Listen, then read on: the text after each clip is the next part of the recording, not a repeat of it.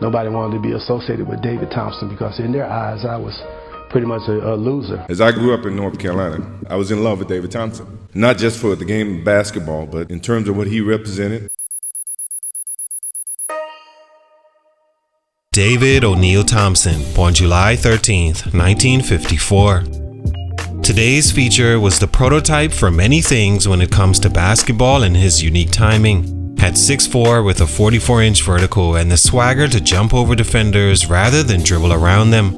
Before Dominique, before Jordan, before Vince, there was Skywalker, a name given to him for the ease at which he soared through the air. He brought flair to the game's fundamentals, helped transition basketball into a vertical sport, and became a legend at NC State with one of the most dominant runs in college basketball history. He had the stats, the hardware, and the eye test all wrapped in one, but his story is more remembered for the tragedy that followed. Despite averaging over 24 points per game through his first 5 NBA seasons, making 4 All-Star teams and once dropping 73 points in a single game, his greatness faded as fast as it appeared, and underneath the highlights was a man dealing with internal struggles the public couldn't see. In 1979, a foot injury sidelined him for the final 36 games of the season, and what followed was a steady decline masked by one final controversial All-Star nod in 82-83. But what the world didn't know was the injury sparked a deep loneliness that would quietly lead Thompson into a dark place, one that many young black stars in the 1980s also found themselves trapped in, a place of coping with success by numbing the pain it brought with it. As the cocaine era swept through the NBA, Thompson was already vulnerable, and the drug took his wings. Over the next few years, his skills diminished and his athleticism, once unmatched, dulled. He was traded to the Seattle Supersonics in 1982, but wasn't the same player. By 1984, he was waived, and in one of the darkest chapters of his life, he was permanently injured during a nightclub altercation that ended with him falling down the stairwell and never returning to the game again. He was 29. Michael Jordan once said, "The only player who ever inspired me was David Thompson." And while that legacy will always live, it exists as a painful reminder of a player who had everything, but whose fall came swift, violent, and avoidable. A generational talent taken by a generational curse, and the void he left behind still echoes today. What happened? Let's talk about it. Salute to my man, Mr. Creative, on IG for this request. It's your boy JC Stunted Growth. Let's get it, man. Take a minute to like, subscribe, and comment on who I should do next. David Thompson was a 6'4" shooting guard from Shelby, North Carolina, and one of basketball's earliest high-flying superstars. After starring at Crest High School, he became a legend at NC State, leading the Wolfpack to a 30-1 record and the national championship in 1974. He won back-to-back AP College Player of the Year honors in 74 and 75 during an era with no three-point line and when dunking was banned. Thompson still revolutionized the game with his alley-oop finishes, which were often converted as layups due to the rule. He once had a dunk waved off for drawing a technical foul. Drafted number 1 overall in both the ABA and NBA in 1975, he decided to play for the Denver Nuggets of the ABA and immediately made his mark, winning Rookie of the Year and becoming a 4-time All-Star.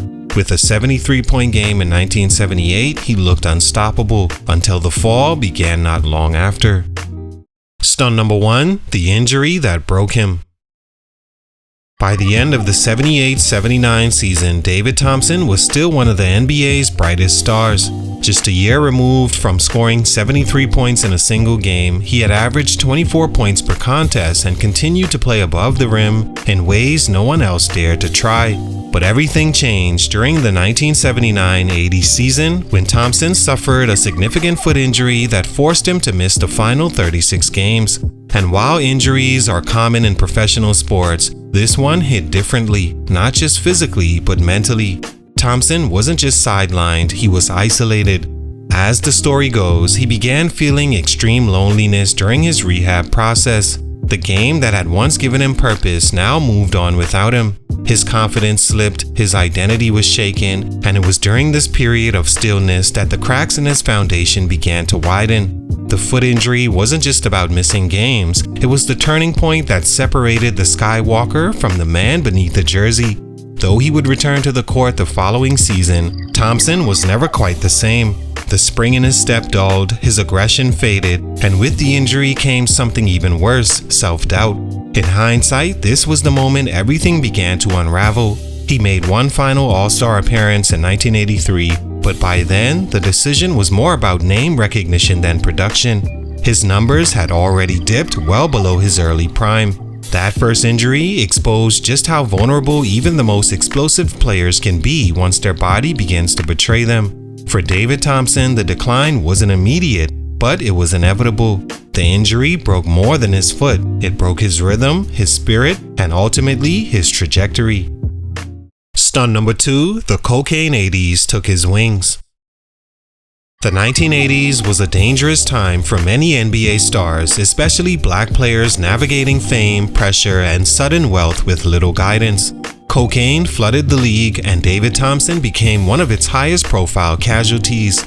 For a player already battling depression and isolation following his 1979 foot injury, the drug offered escape but only delivered destruction. What began as casual use spiraled quickly into addiction. Thompson became known to show up to practice hungover, and at times not at all. His discipline faded and his body followed. The same player who once glided effortlessly through the air now looked stuck on the floor. Cocaine robbed him of not just his athleticism, but his focus, his work ethic, and his public image. The quiet, humble star who once let his game do the talking was now another name in the growing list of wasted talent during the NBA's darkest era. Thompson was hardly alone. The league at the time had a rampant drug problem, with reports estimating that more than half its players were using in some form.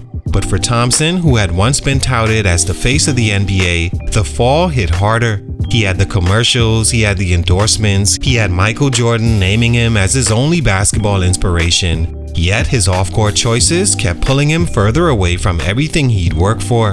In 1982, the Denver Nuggets traded him to Seattle, hoping a change of scenery would reset his focus. He had brief flashes, including a 25-point game early on, but the damage was already done. By the 1983-84 season, Thompson averaged just 12.6 points per game and was suspended multiple times for violating team rules. That would be his final year in the NBA. The cocaine 80s took many players, but in David Thompson's case, it took flight itself. Stunt number 3, injuries continue to rob him. By the time David Thompson was waived by the Sonics in 1984, his career was already hanging by a thread. But what sealed it was the toll injuries had taken on his once unmatched athleticism. It wasn't just the 1979 foot injury that broke his rhythm, it was the accumulation, ankle issues, knee problems, and nagging soreness that chipped away at what made him special. Every time he attempted a comeback, his body reminded him it was no longer built for the skies. The most devastating came off the court in 1984. Involved in a nightclub dispute allegedly over drugs, Thompson was reportedly pushed or tripped down a stairwell, suffering a major knee injury that effectively ended his career. Doctors told him he'd never play at a high level again. Still, in 1985, he attempted a comeback with the Indiana Pacers, but by then, the league had moved on. He didn't make the team, and that same night, he was arrested for public intoxication. What made it worse is how quiet it all ended. No farewell tour, no second chance, just another broken talent swept under the rug. The man who once soared above the rim with effortless grace couldn't even jump without pain. His coordination was off, his balance was gone. The damage to his knees and ankles had drained him of every tool he once used to dominate. In the end, the injuries didn't just end his career, they prevented redemption. Many players have recovered from bad choices or drug use, but Thompson's body gave out before his mind could recover. The player many once idolized, one of the best scorers ever in the game, was reduced to a cautionary headline. Injuries didn't just humble him, they erased his path back to greatness and left behind only memories of what could have been. All in all, David Thompson was one of the most electrifying talents the game has ever seen. He changed how basketball was played, influenced the next generation of stars, and earned the respect of legends like Michael Jordan. But his story is also a reminder of how much more it takes than simply being talented. His fall wasn't due to lack of skill, it was due to what happens when injuries, addiction, and silence off the court go unchecked. The NBA was still learning how to protect its stars, and Thompson became one of its greatest losses in that process. He's since turned his life around, finding peace through faith and mentorship, but the void he left in basketball history is hard to ignore. He wasn't just a player, he was the future, but left far too early at just 29 years old. And when his wings were clipped, the game lost one of its most beautiful high flyers. Salute, much respect, but for these reasons, his growth was stunted. It's your boy JC Stunted Growth, and I'm out.